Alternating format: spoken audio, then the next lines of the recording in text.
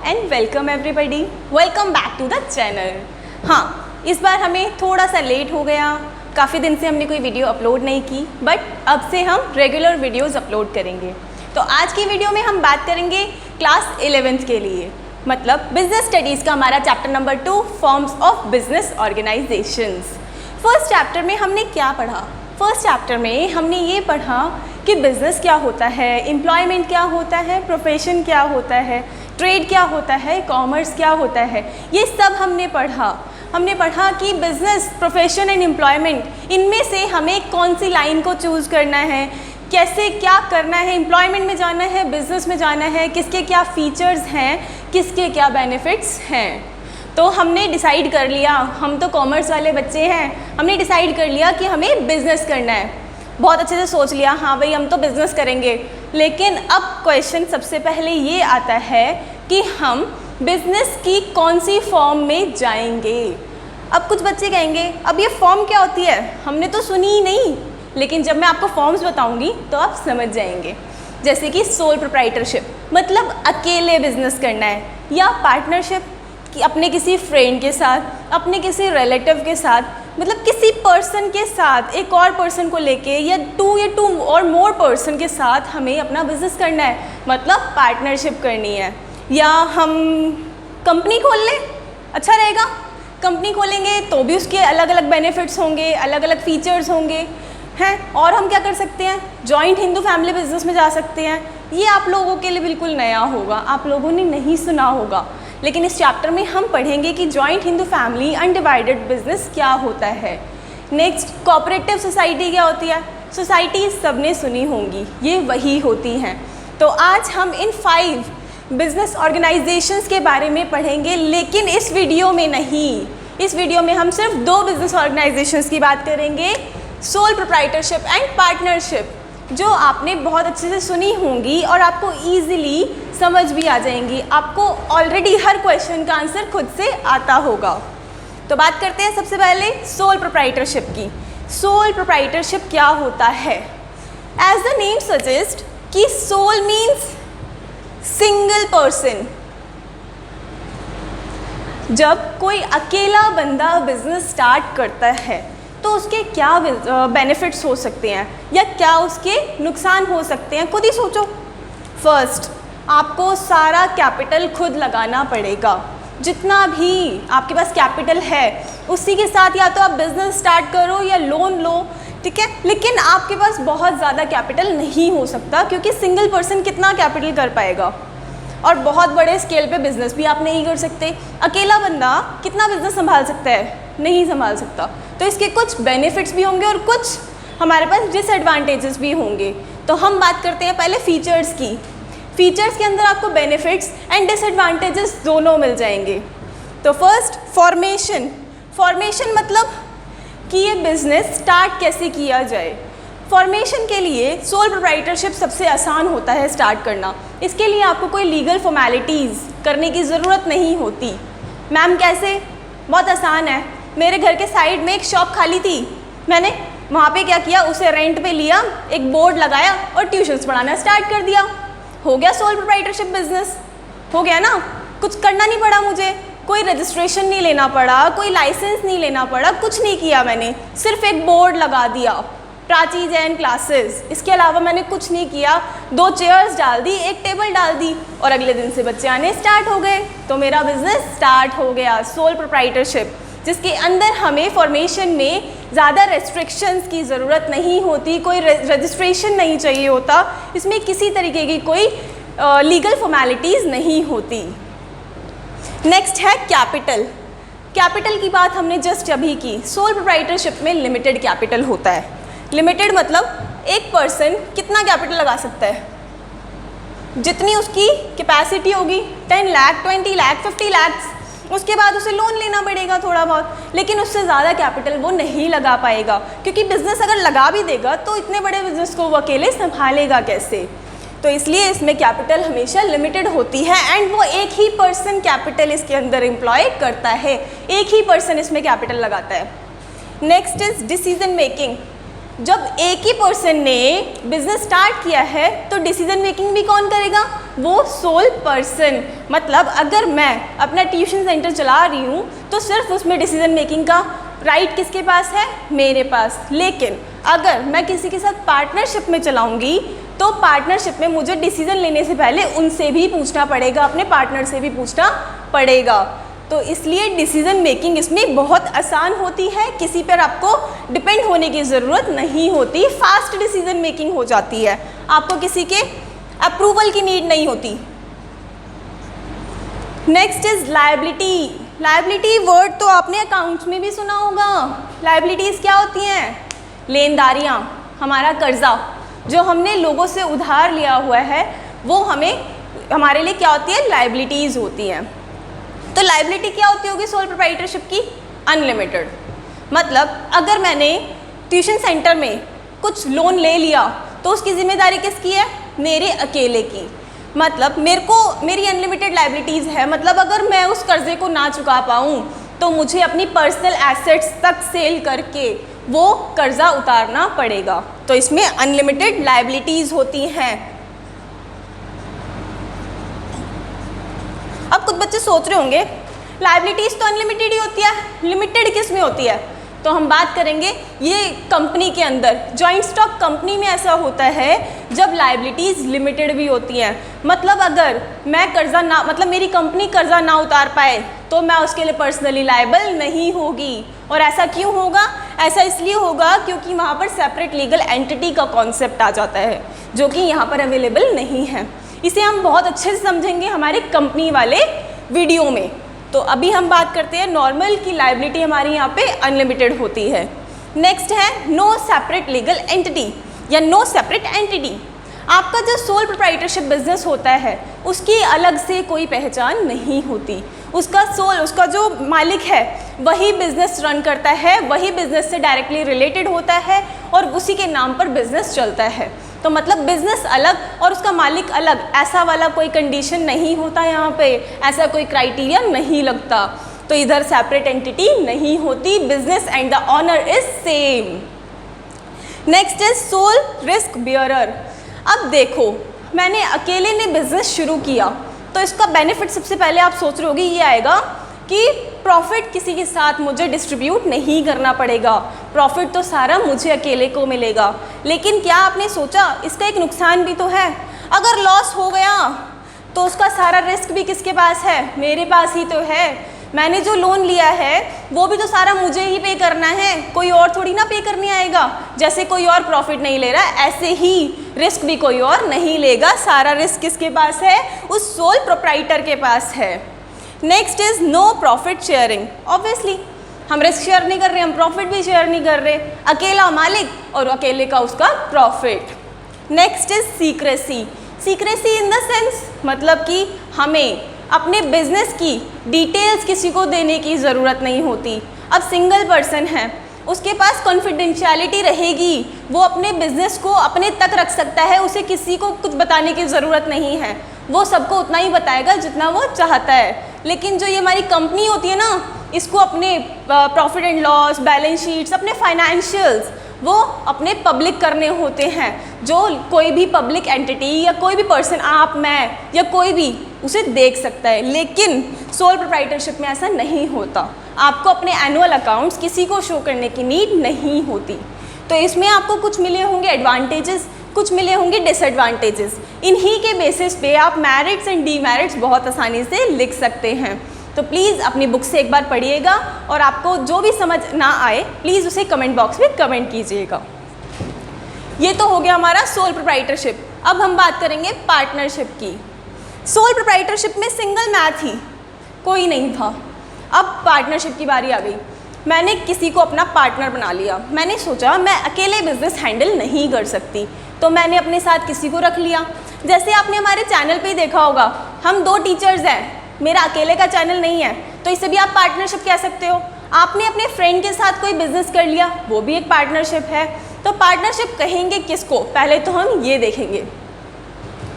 Partnership it is the relation between persons, relationship between persons who have agreed to share the profits of the business carried on by all or any one of them acting for all। मतलब बड़ी सी definition, लेकिन इसके अंदर सारे features निकल के आ जाएंगे।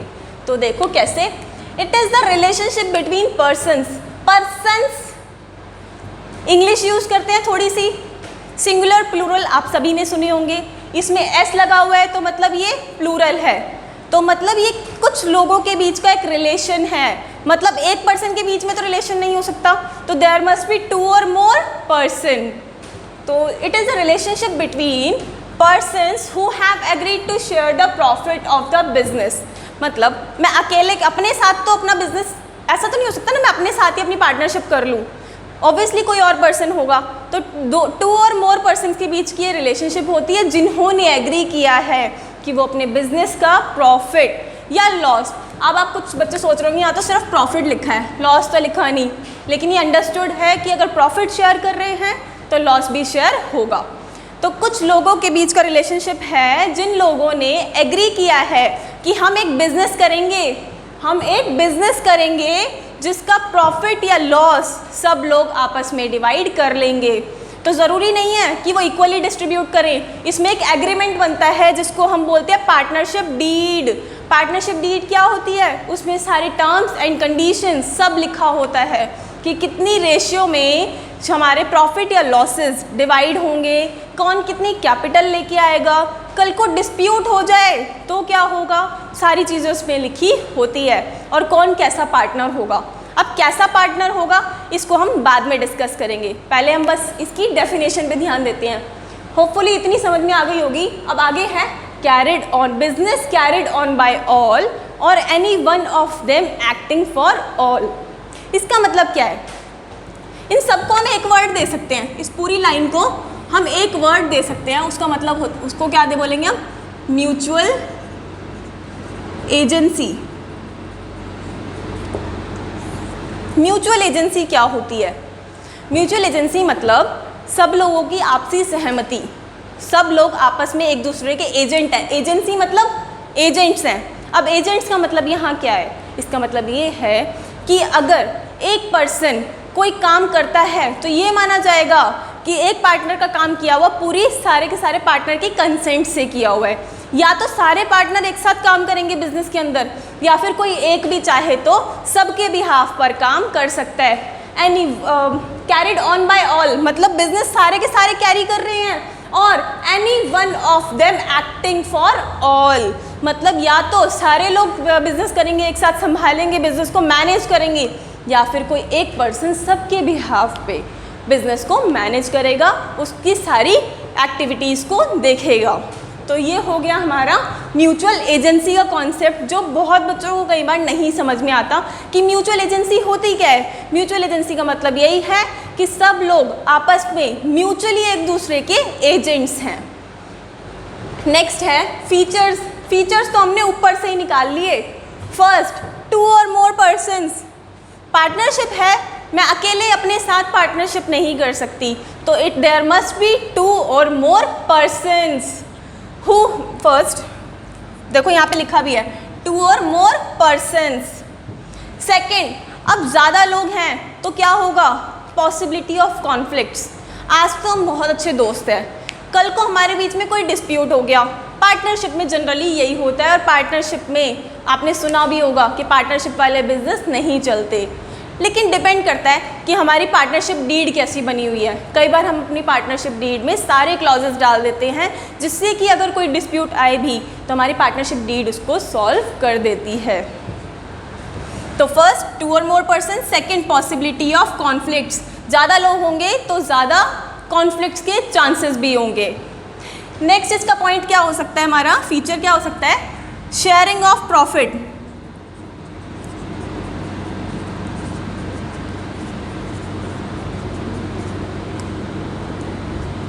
आप स्लैश में लॉसेस भी लिख सकते हैं। ऑब्वियसली जिन लोगों ने कैपिटल लगाया है वो सब क्या करेंगे, प्रॉफिट और लॉसेस को आपस में शेयर करेंगे। तो इसमें यहाँ से एक और पॉइंट निकल के आ गया, मोर कैपिटल। अब मोर कैपिटल का मतलब क्या है, more capital than sole proprietorship. Sole proprietorship में एक बंदे का पैसा होता है, लेकिन इधर ज़्यादा लोगों का पैसा होता है, तो हमारे पास इधर कैपिटल ज़्यादा होती है। तो आप इसमें लिख सकते हो देन सोल प्रोप्राइटरशिप। इधर कैपिटल हमारे पास ज़्यादा होती है। फिफ्थ इसका बहुत इंपॉर्टेंट पॉइंट जो मैंने अभी बताया, म्यूचुअल एजेंसी। सभी लोग एक दूसरे के एजेंट्स होते हैं। अगर हम इससे कंपेयर करें तो इसमें सीक्रेसी थोड़ी सी कम होती है। क्यों? क्योंकि आपके इधर पर्सन ज़्यादा होते हैं। अब मैंने तो बोल दिया कि मैं अकेली थी, मेरे बिजनेस की सारी डिटेल्स मेरे पास हैं, मेरी मर्ज़ी मैं किसी को साथ शेयर करूं या ना करूं। लेकिन इधर क्या होता है, इधर ज़्यादा लोग हैं। अगर मेरी किसी से लड़ाई हो जाए मेरे पार्टनर से, तो हो सकता है वो सारी की सारी डिटेल किसी हमारे कॉम्पिटिटर को दे दे। तो इधर थोड़ी सी सीक्रेसी कम होती है, लेकिन एज पर कंपनी यहाँ पर भी ज़्यादा होती है। अगर कंपेयर करोगे सीक्रेसी को सोल के साथ तो इधर कम होती है, लेकिन अगर कंपनी के साथ कंपेयर करोगे तो इधर भी सीक्रेसी ज़्यादा ही होती है। ये तो हो गए हमारे सारे फीचर्स। अब इसके मेरिट्स, डीमेरिट्स, ये सब आप एक बार अपनी बुक से रीड करिएगा, आप लोगों को बहुत अच्छे से समझ में आएंगे। और नहीं आते तो अगेन कमेंट बॉक्स में कमेंट कीजिएगा। Next is type of partners. अभी हमने कहा था कौन कैसा पार्टनर रहेगा, इस बारे में बात कर रहे थे हम। तो कुछ टाइप भी होते हैं पार्टनर्स के, तो अब देखते हैं किस किस टाइप के पार्टनर्स होते हैं। फर्स्ट है एक्टिव पार्टनर। एक्टिव पार्टनर तो सबको समझ में आ गया होगा, क्योंकि नाम ही ऐसा है एक्टिव, जो पूरा टाइम एक्टिव रहता है, जो सारे मैनेजमेंट में पार्टिसिपेट करता है, जो कैपिटल लगाता है, जो प्रॉफिट एंड लॉसेस भी शेयर करता है, जिसकी लायबिलिटी भी अनलिमिटेड होती है। तो वो होता है हमारा एक्टिव पार्टनर, जो कि नॉर्मल पार्टनर सबको पता होता है कि हाँ ऐसे पार्टनर होते हैं, जो आपको रियल लाइफ में भी देखने को जनरली मिलते हैं। Next is sleeping partner. कुछ बच्चे सोच रहे होंगे ये चेयर पे बैठ के ना सो जाता होगा। नहीं, ऐसा नहीं है, ये नहीं सोता। ये स्लीपिंग पार्टनर का मतलब है ऐसा पार्टनर जो सिर्फ कैपिटल लगाता है, लेकिन मैनेजमेंट में पार्टिसिपेट नहीं करता। हो सकता है उसके पास कोई और बिजनेस भी हो जिस पे वो ज़्यादा ध्यान देता है, हमारे बिजनेस पे वो इतना ध्यान नहीं देता। उसने बस यहाँ पर पैसा इसलिए लगाया सो दैट उसको प्रॉफिट मिल सके। तो ये प्रॉफिट एंड लॉसेस शेयर करता है, कैपिटल भी लगाता है, लेकिन ये मैनेजमेंट में पार्टिसिपेट नहीं करता। नो पार्टिसिपेशन इन मैनेजमेंट, मतलब आप कह सकते हैं मैनेजमेंट पॉइंट ऑफ व्यू से ये सोता रहता है। नेक्स्ट है नॉमिनल पार्टनर। नॉमिनल पार्टनर क्या होता है? नॉमिनल पार्टनर आप लोगों ने देखा होगा, IDFC बैंक की जो हमारी एड है वो कौन करते हैं? मिस्टर अमिताभ बच्चन करते हैं। तो क्या अमिताभ बच्चन का उसमें अकाउंट है इसलिए करते हैं? ऐसे तो मेरा अकाउंट भी हो सकता है, मैं तो नहीं करती उसकी add.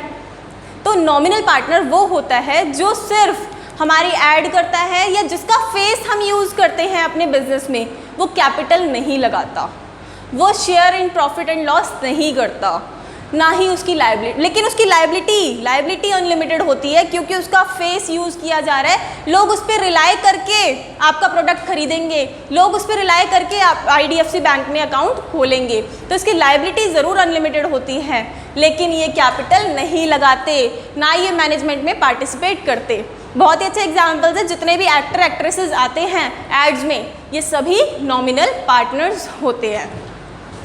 Next is partner by estoppel and partners bye holding out. Most confusing, बच्चे बहुत कंफ्यूज रहते हैं, कई बार नहीं भी समझ में आता कि कैसे पार्टनर्स होते हैं। तो आज बात करते हैं कि पार्टनर बाय स्टॉपल क्या होता है। पार्टनर बाय स्टॉपल मतलब एक ऐसा पार्टनर जो अपने ही कंडक्ट से या अपने ही एक्शन से लोगों को ये बिलीव करा देता है कि मैं भी इस फर्म में पार्टनर हूँ, जबकि वो पार्टनर नहीं है। He is not the real partner. ये दोनों ही रियल पार्टनर नहीं होते हैं, इनके साथ हमारी कोई पार्टनरशिप डीड पे साइन नहीं हुए वे। स्टिल वो अपने कंडक्ट से, अपनी एक्टिविटीज़ से, अपने बिहेवियर से सबको ये जता देते हैं कि वो भी हमारी फर्म के अंदर पार्टनर्स हैं। मैम एग्जाम्पल दो, समझ नहीं आया हमको। तो बहुत ही सिंपल एग्जाम्पल, सपोज मैं कहीं पर कि अपने एक फ्रेंड को लेकर चली जाती हूँ कोई कॉन्ट्रैक्ट करने, मुझे कोई बिल्डिंग खरीदनी है या मुझे कोई प्लॉट ही खरीदना है, ठीक है। अब मेरा फ्रेंड मेरे साथ चला गया, मिस्टर एक्स मेरा फ्रेंड है। अब वो सामने वाली पार्टी के साथ डीलिंग ऐसे कर रहा है, इतने अच्छे से इंटरेस्ट ले रहा है उस डील में, अच्छे से बोल रहा है कि हाँ हम इसमें इंटरेस्टेड हैं, हमें ये प्लॉट इतने में नहीं इतने में चाहिए। तो सामने वाले इंसान को क्या लगेगा, जो सेलर है उसको तो यही लगेगा ना कि ये दोनों पार्टनर्स हैं। मतलब उसके अपने कंडक्ट से, उसके अपने बिहेवियर से उसने लोगों को ये शो कर दिया मैं भी इस पार्टनरशिप में पार्टनर हूँ। तो वो होते हैं पार्टनर्स बाय स्टॉपल, जो अपने कंडक्ट, अपने एक्शन, अपने बिहेवियर से सबको ये शो कर देते हैं that I am a partner. अब partner by holding out. Holding out क्या होता है? होल्डिंग आउट वो होता है, वो पार्टनर, इसमें तो उसने अपने आप से शो कर दिया, इसमें हम शो कर देते हैं जबकि वो पार्टनर नहीं है। They both are not a real partners, but इसमें वो खुद शो कर देता है कि मैं पार्टनर हूँ, इसमें हम लोग शो कर देते हैं। लाइक मैं डीलिंग करने गई, अगेन प्लॉट खरीदने गई मिस्टर एक्स के साथ, और हम बात कर रहे थे, डील कर रहे थे, इतने में ही मैंने एकदम से बोल दिया कि अगर आपको 2 मंथ्स में पेमेंट नहीं मिली तो मिस्टर एक्स आपको गारंटी देते हैं, ठीक है, मिस्टर एक्स से आप पैसा ले सकते हैं या मिस्टर एक्स आपको पैसा देंगे। तो उस केस में क्या, और मिस्टर एक्स ने मना भी नहीं किया, या मैं सीधा सीधा कह देती हूँ मिस्टर एक्स तो मेरे पार्टनर ही हैं, ये आपको पैसा दे देंगे। मैंने क्लियर शब्दों में बोल दिया कि मिस्टर एक्स मेरे पार्टनर हैं और मिस्टर एक्स ने इस चीज़ पे डिनायल नहीं किया, मतलब मना नहीं किया। तो इसका मतलब है वो पार्टनर बाय होल्डिंग आउट हो गए। उन्होंने मुझे नहीं रोका ये बोलने से कि मिस्टर एक्स मेरे पार्टनर हैं। अगर वो रोक देते तो वो पार्टनर नहीं होते, लेकिन अब सामने वाली पार्टी ये मान लेगी कि मिस्टर एक्स भी मेरे पार्टनर हैं। तो इस केस में क्या होगा कि डिनायल